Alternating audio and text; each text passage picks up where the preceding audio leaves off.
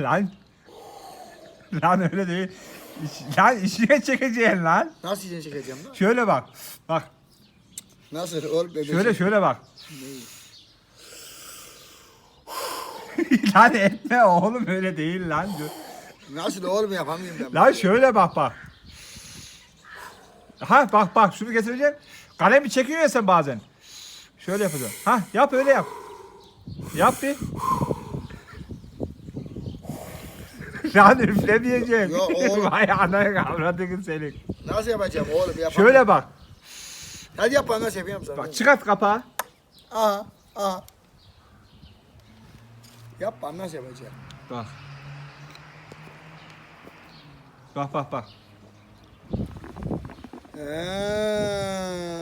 Gördün mü? Al. Nasıl yapacağım şimdi bak şimdi takacağım. Tak abi onu. Dur abi. Tak abi onu. Aha. Kapağı yapacaksın.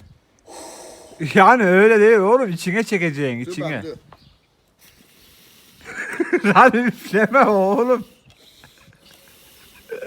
Lan içine çek Ya oğlum. oğlum beni sinirlendirme bak. Ya oğlum yapamıyorum diyeyim. Lan Allah. şöyle bak.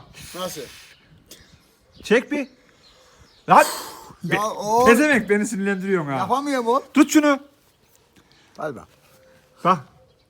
Lan kapat dudağını kapat. Dudağını kapat. Ha kapat dudağını. Çek içine doğru. İçine çek. Hadi içine Ya oğlum, çek. yapamıyorum. Ayağından avradını senin. Yapamıyorum oğlum diyeyim Allah Allah. Lan nasıl bir pezemekmişsin ya. Çek al. Neyse içme al lan. Ne? Çek şunu. Vay